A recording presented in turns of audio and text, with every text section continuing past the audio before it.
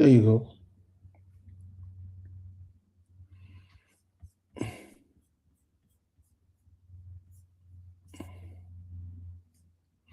Well, folks, we want to say welcome to the members of Goyah studio. This is your host, SUBOR from coming live from the beautiful state of Minnesota. We want to take this time to say happy Wednesday. We hope that you are having a nice and beautiful time. And as we all are getting ready and prepared for back to school, so next week, all schools in the United States of America will be open. And I want to say to all our kids, teachers, we say we hope you had a good rest. But we want to say welcome, as normally we do on the show. We like to take this time to welcome you to the program. We want to say, like normally we always do on the show, we like to take this time to extend what we call open invitation to you, because there are just too many things that is unfolding right now in Liberia as we speak. As we speak, and we want to make sure that we want to make sure that we encourage us, because I can tell you for facts or for free that there are too many things going on in the country right now, around the world. I'm telling you, and we cannot interpret those things on our own. We can. People are confused, and so like I always say, before we begin the show, we like to do what we call an open invitation. We got to find and spend some time in the presence of God, ask God for guidance, ask God to direct us, ask God to to to order our footsteps. And so we meet on the prayer line from Monday to Thursday. I go to my Zion Interdenominational Ministry. We do have a prayer line that we meet on from Monday to Thursday from 6 o'clock to 7 o'clock p.m. 1 hour. You can beat it. So we encourage you to find time within your busy schedule and join us. The telephone number to the prayer line is 763 220 3265. Once again, the telephone number to that prayer line is 763 220 3265. From Monday to Thursday, 6 o'clock to 7 o'clock p.m. We also want to take this time to say happy birthdays to all those who are celebrating their birthday in this month of August. We pray that God will bless the Holy Mother, bless you with God will bless you with long life, good health, peace of mind, and all of your secret heart desire. If your wedding anniversary fall on your birthday, we say double shout out to you and your lover. We pray that God will bless the Holy Matrimony homes with peace, longevity, love, understanding.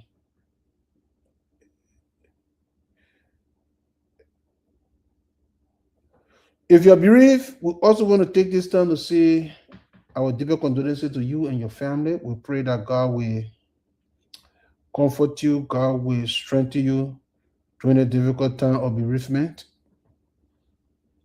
And we also want to take this time to say our heartfelt condolences to Dolly Parton, who died yesterday at the age of 80, the legendary musician who have contributed a lot, not just to music, but to humanity. And so we also want to take this time to extend our deeper condolences to our family and the people of the United States of America. we posted a question. Well, prior to posting that question, we did another post where we asked what I said. I'm wondering, those kids that we lost, to drugs. Some of them could have been doctors, president, vice president, nurses, teachers, engineers, businessmen and women. But we'll never know. We will never know because their lives were cut short.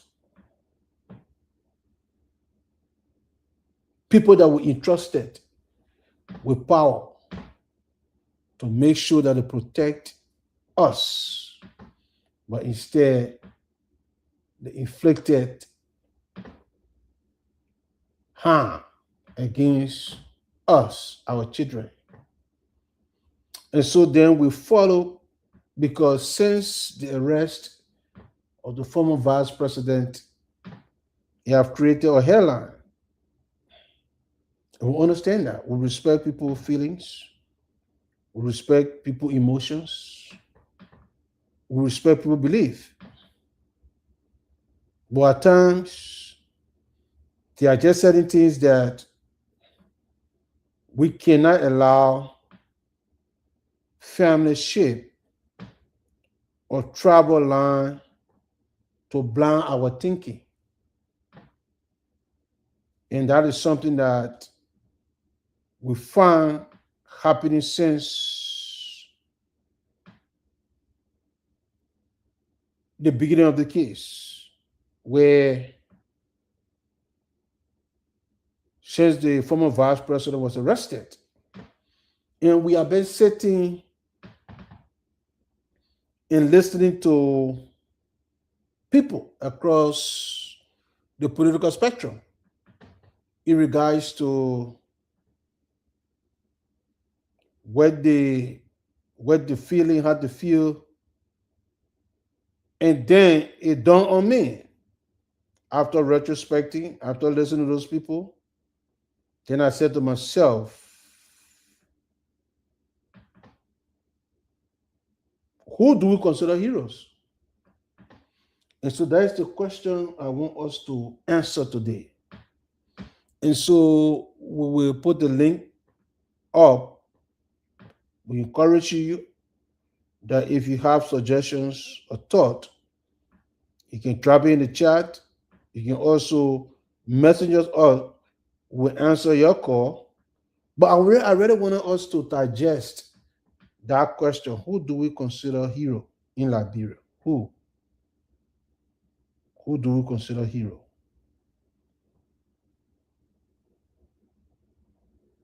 We spend so much time defending people who continue to inflict harm on us. And we defend it to the letter, but at the same time, we say government is not doing anything. We want accountability, but we're not willing to pay what comes with accountability. We want action, but we're not willing to pay the price. We are not. And so here we are, something that is ongoing. And instead of all uniting in a common cause, we are divided. People calling each other names. People threatening people. And so that's why I asked that question. Who do we consider hero? Who? Who do we consider hero? Who do we really consider hero?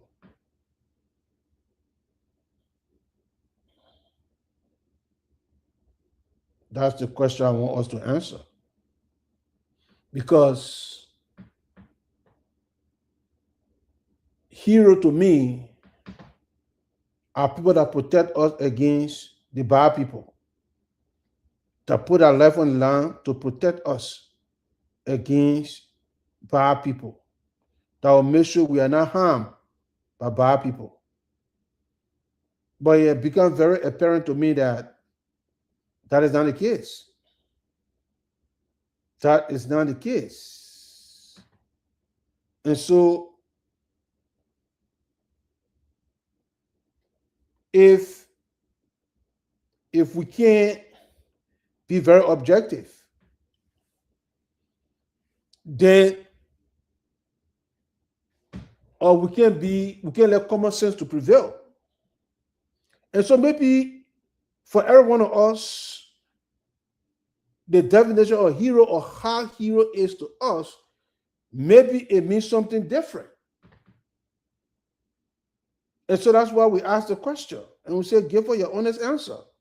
Who do you consider hero?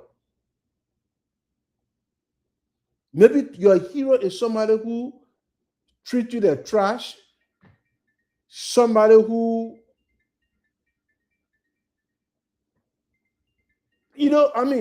I really sincerely wanted to know, because to see us on this identical issue, especially as it relates to the drugs issue, for us to sit down and be arguing among ourselves, I find it very appalling and shocking that instead of remaining hopeful and continuing to pray, let me say this. They got a lot of Liberians, honest Liberians, that day and night, that go on their knees to pray for Liberia, including my own prayer line, especially the other people in the prayer line.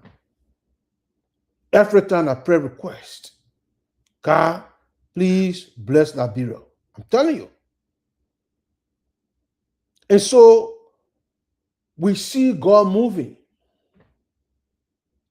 We see God moving. Sometimes I do pray. And for us to find ourselves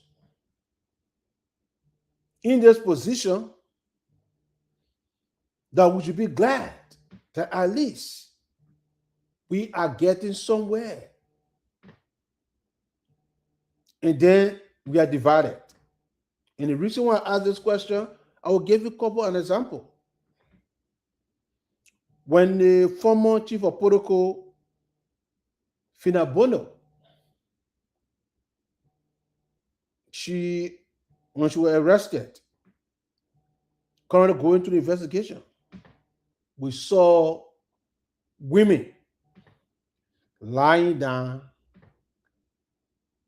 in solidarity. I start asking myself, are you serious? Are you serious? The former vice president arrested. I saw a group of people at the GRMS hospital. They were claiming to be the High Commissioner of Human Rights. They interviewed the police director. My problem I got with the police director, I don't know why you have to apologize to them, but probably it comes with the territory. And then I'm sitting to myself and saying, where have been all these people? Where have been all these people? When all the auditors were killed. Look at the border of sodomized. Look at the amount of women that have died from domestic violence. Including the ongoing drugs. You know how many children we are lost to drugs? We never saw none of those people issuing a press statement. None. And today now, because the former vice president, and so we got people now coming up for every segment. And that's why I asked the question, who do we consider heroes? So those kids that die, that couldn't die from drugs, those women that die from domestic violence, all those things, they are not human beings. You have to be privileged first. You have to be a privileged person before they can know that you are a human being. And so I'm sitting here and I'm saying to myself, what actually wrong with us? What actually wrong with us? And so who do we consider hero? I need us to answer that question. Who do we consider hero in Liberia? And when I tell you, I say we're in trouble because the way our leaders think, we are being on the show time in, time out with everything that is unfolding.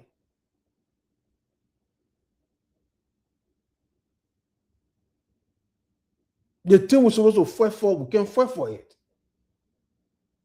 And the most disappointing part,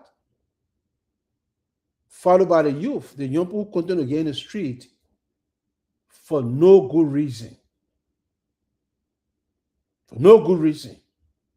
But we expect the country to be good. We expect the country to be good. How? I don't think people care. I don't think so. I don't think people care. And so that is why we ask the question. And maybe somebody can answer the question for us. Because in order for me to get in the street or to defend somebody, I got to see the role that you play in my life, in my community, and in my country. And so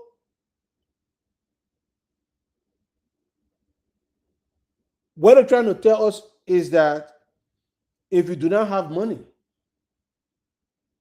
then I mean you're not a human being in Liberia. They can clarify that. That's how I interpret it. Because the amount of people that I've seen gone according to advocate for the former vice president is shocking. It's shocking. And these are things that we have been talking about. These are things that parents have been crying from.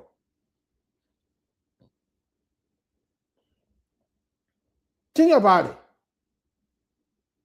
Think about it. Do you know how many kids we lost as we speak right now? Do you know how many of them dying?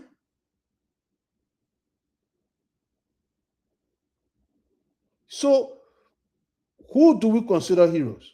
Who? Who do we consider hero?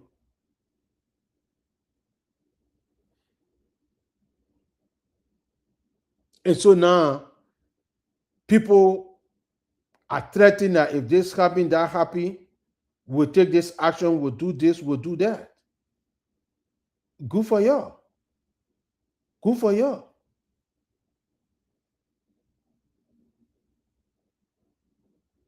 Good for y'all. But I think each and every one of us need to go back and define heroism for all that I said. Maybe that's what it means. People who kill people, who betray people, maybe they're a hero. And that's fine. But for us from Liberia, we know who we consider hero. And I think every one of us need to rally around. We need to rally around this government. We want to see the perpetrator brought to justice. That's all we ask for. That's all we ask for. We're not asking for anything more. We're not asking for anything less. You see, for the past almost 8 years, our future leaders have been under siege, under attack. People are not building hospitals. People are not building schools. They do not care about the well-being of our children's future. And the least they can do for us is to keep our street clear of drug. But instead, where people using drugs. You think that thing is normal? It's an attack on the country. It's a demonic and satanic attack on the country. And nobody can tell me that the report that came out from WHO is a lie. What the report said, 5 to 7 children die every day from drugs. And I spoke to Liberians in Liberia, they said that number is small. Because if you take all the counties, it's more than that. So what are we talking about here? What are we talking about? We're talking about witch hunt. We're talking about hatred. We're just trying to create and put flame on the fire instead of all being very calm and say, okay, let's pray, let God help us. Let's see those people that are involved in the issue. Let it pay for it. Let it pay for it. Give me a break. Nobody against anybody yet. Nobody against anybody. And the more disappointing part, to see our moms, I don't know why our people allowed themselves to be used that it would have been used. And then to see people live at the hospital at the time claiming to be High Commissioner on Human Rights. So all our children are dying. They are not human beings because they are not privileged or because our parents can't give you anything. And so they are nothing. And all people doing, using it as a political weapon. They're not weaponize the whole investigation to turn it into political fight. We have to stop it. We have to stop it. I think if there is nothing that we can agree upon, is the drugs issue. That our street needs to be clean.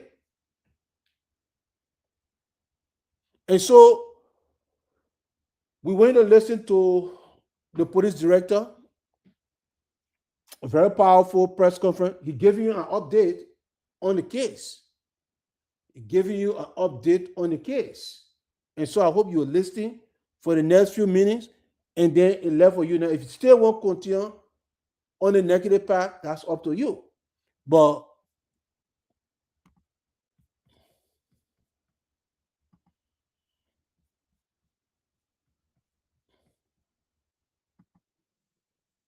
yeah.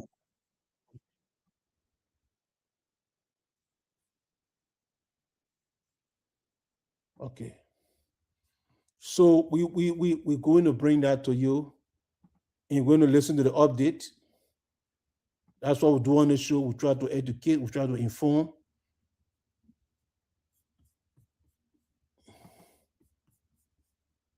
Because I do not understand us.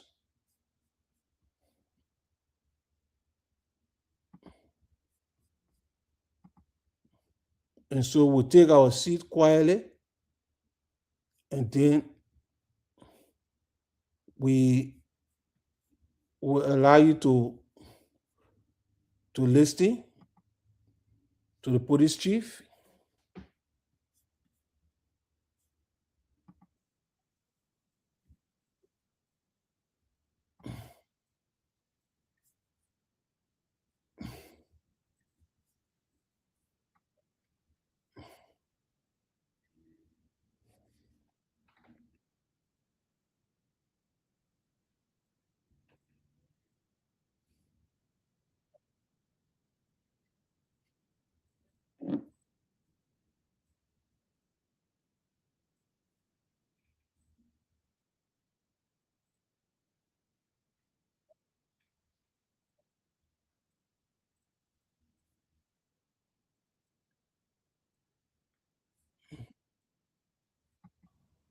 And it has been recognized as such. It has been established, and at the level of the nation, it has become a priority issue with specific instructions that all heads get on deck to deal with this issue and bring it to a permanent end in Liberia. Before I continue, I would like to acknowledge the presence of the Attorney General who just walked in. Sir.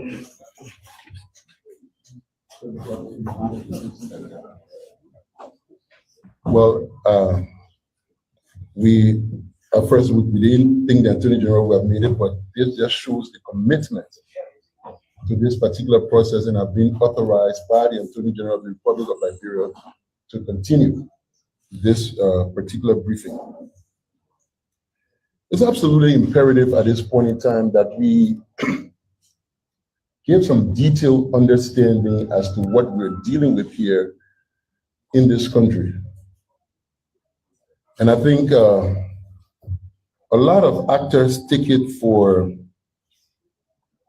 a joke, and they see it as a means of monetizing and popularizing themselves at the expense of the integrity and safety of the state and the people of Liberia.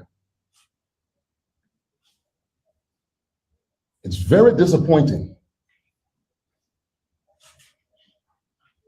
to see those who we depend upon to inform the public falling very much prey to the same actions of the DTOs. DTOs are drug trafficking organizations. And one of the things that we're battling at this point in time is the fact that these DTOs, you have someone with almost over $336 million worth of narcotics here.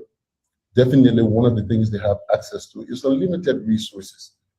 And we've been able to verify and establish that they have infused monies into the media to change the narrative, distract the key players in the investigation, and just sow a serious seed of discord. And that is not just hurting the investigation, it's hurting this nation.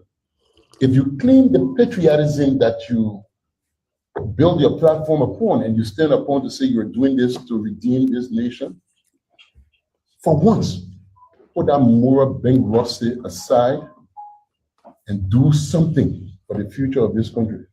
In 2024, President Goyah declared this a national emergency. What we do know at this point in time with our investigation have established is very alarming. I'll take you back to 2008 when Madam Ellen Johnson Sirleaf, then President of the Republic of Liberia, called upon the US government and asked specific requests from the USDA to come in, specifically the special the SOD of the USDA, to come and work along with law enforcement to deal with cartel-related issues. Between 2008 and 2013, that mission was successfully concluded. We had over 11 non-desirous immigrants who were part of cartel operations expelled from Liberia and sent to the Southern District Court of New York. They were prosecuted, all successfully, and given between 5 to 33 years in prison. And to prove that that operation was successful, there were subsequent undercover operations attempting to lure other cartel operatives back into Liberia, and they all refused because Liberia was a no-go zone for any form of drug trafficking or cartel-related operation. It was synonymous to saying, let's have a discussion about moving narcotics to the US. So that we're 100% certain with facts, evidence, that up to 2018, this did not exist in Liberia. It did not exist at all.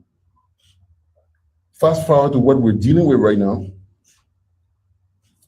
Cartels decided to make their way back into Liberia after 2+ years into this administration, with most players who were directly involved and directly supporting those efforts, state actors, out of the way. Notwithstanding, even if those state actors were removed, their command and operational level still somehow remain in place, because these actors did not unilaterally do things, they operated with other people. Somehow they've made their way in, convinced them that they have re-established operational command and that they could find safe haven to move their narcotics back into Liberia. We've had issues of trafficking through our borders with Sierra Leone, Guinea, Cote d'Ivoire, all of our borders, because they're extremely porous, and people have been able to successfully move stuff back and forth. But to this extent, I wish it was attempted. We have never seen that before. So they were convinced that they had the free will to move stuff here. They did what they consider water jobs, brought the narcotics by boat, came into the waterways, entered this country. This was the first major landing as a result of extensive work done by the Joint Security. The NSA led the charge for over a year. Following these operations, the first attempt would have been an air job. That did not succeed. They switched to doing a water job. The EPS and the police at some point in time also picked on this particular operation, sought authorization from the National Security Council, and was authorized to immediately take this down. So we've been working on this. What you're seeing is the strength that comes from the unity of the Joint Security.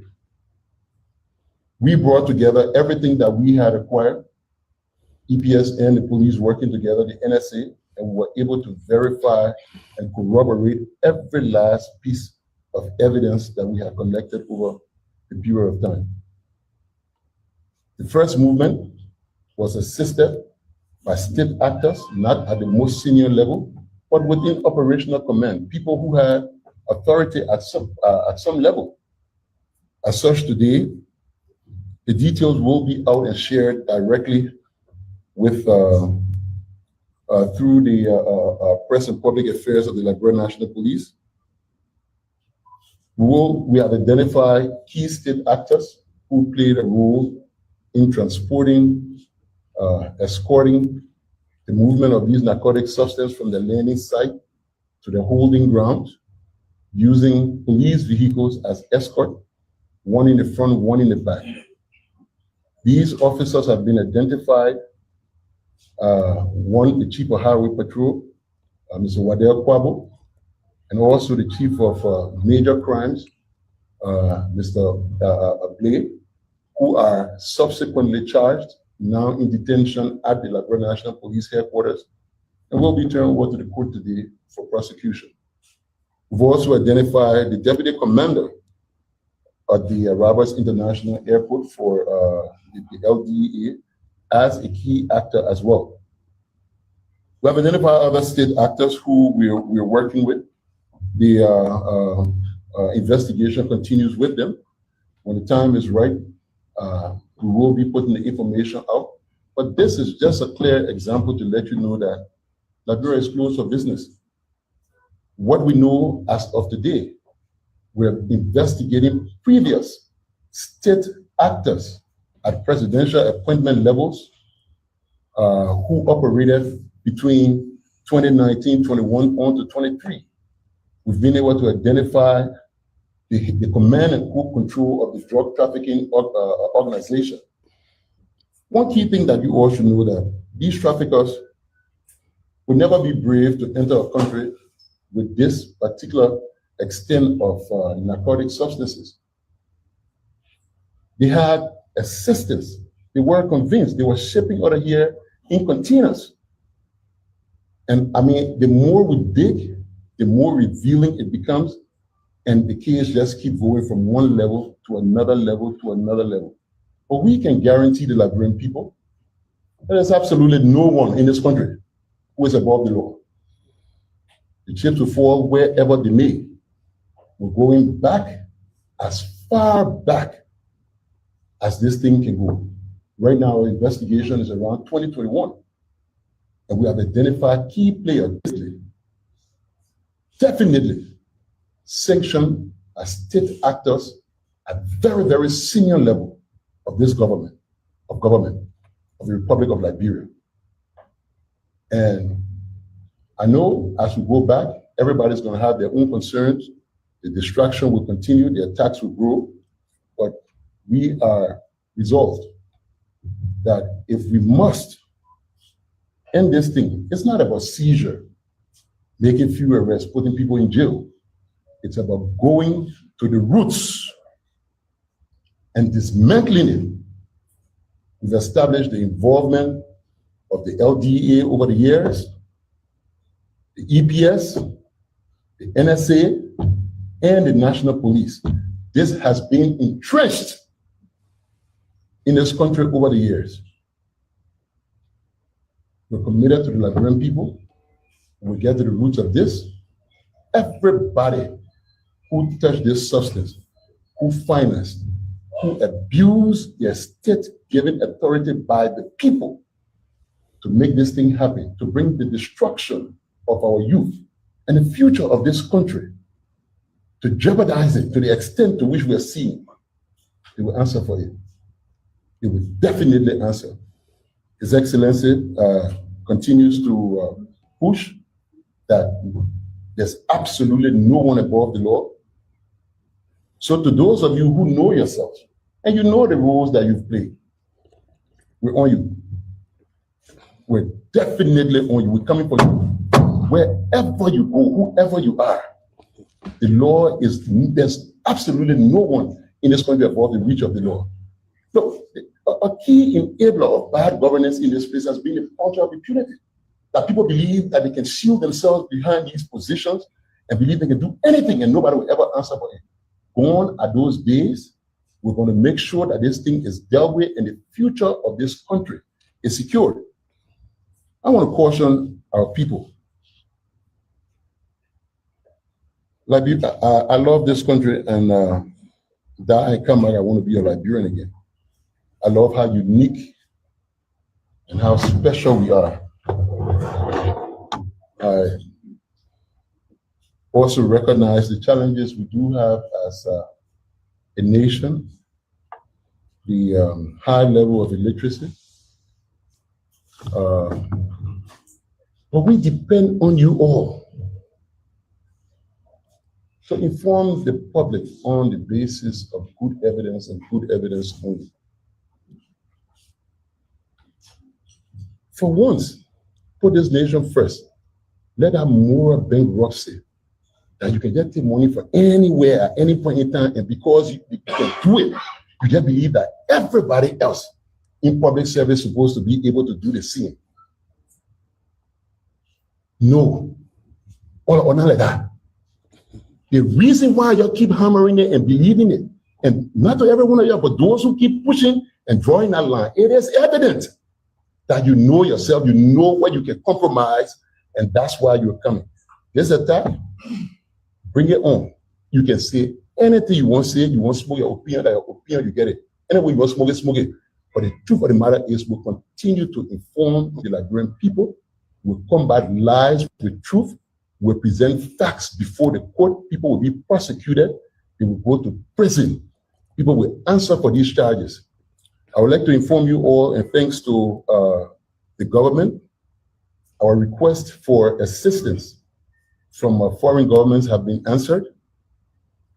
The president made a direct intervention straight at the highest level of the US government, and there's been an immediate response. The USDA is currently in country working alongside us. We have agents, we have analysts here working along with us on this investigation. The Moroccans have responded. We have specific information to send back so that they can carefully select those who they will be sending here, and the kind of support that we also need. I have a call today with the Inspector General of Police for Rwanda, whose team is going to be coming to Liberia as well to work on this. And there was a key thing in the briefing with the U.S. DEA. We asked all of our investigators, our analysts, and everything to turn over every last piece of evidence. Nothing should be hidden. Everything we have to share with them. Let's work this case and let's hold those who are responsible for this accountable. To the Liberian people, you still got good people here. Don't mind that noise in the market. Yes. I see drug people paying people to cause that noise, just to distract you, to be not to believe what we do here. Some of us, we value the ethics that come along with public service. We know what we're doing and we deliver. We ask your patience. We've already got people going to court. Why would they continue to convince you all that government are doing nothing about the drug issue? The investigation is ongoing. We're making strategic gains. The reason why the noise is heavy, I can tell the noise will get heavier because the more we go uphill, they will cry more. They come and start crying wolf, wolf, wolf. But we're not stop at nothing. We're not politicians. We're tools of the state. This state prepared us for this day to do what is right and what is best for the future of this country. We are committed to do so. So those of y'all who brought the drug traffickers here and knowing why you're calling that broad narco state, will dismantle your narco state. We'll make sure the dignity of this country will be restored. Definitely. Thank you. Folks, there you have it. There you have it. There you have it from the police chief. There you have it from the police chief. You just heard from the police chief. So if you have any doubt, or if you wanted to feed into the lie or do distraction, then that is on you. Because the fact remains that you will now understand that indeed we are moving in the right direction. And so we now going to sit in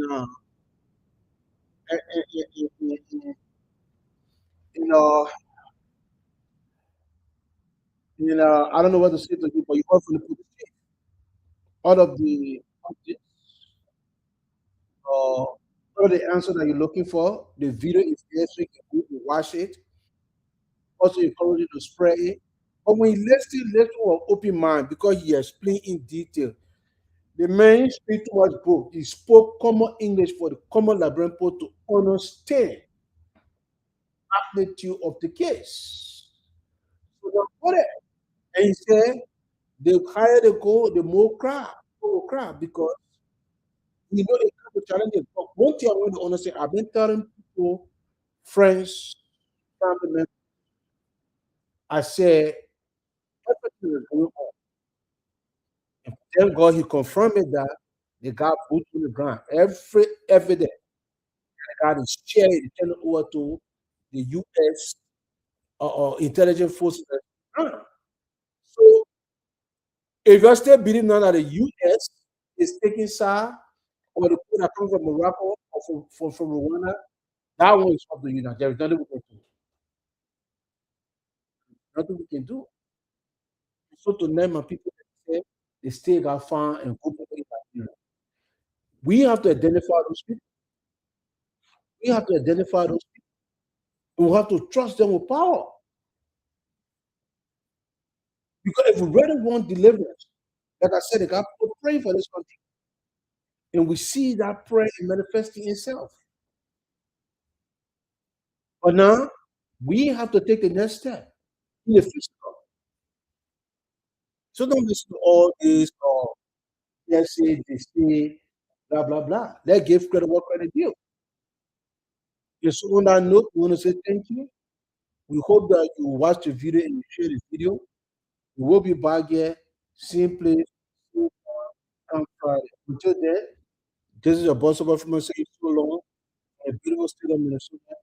Have a pleasant evening.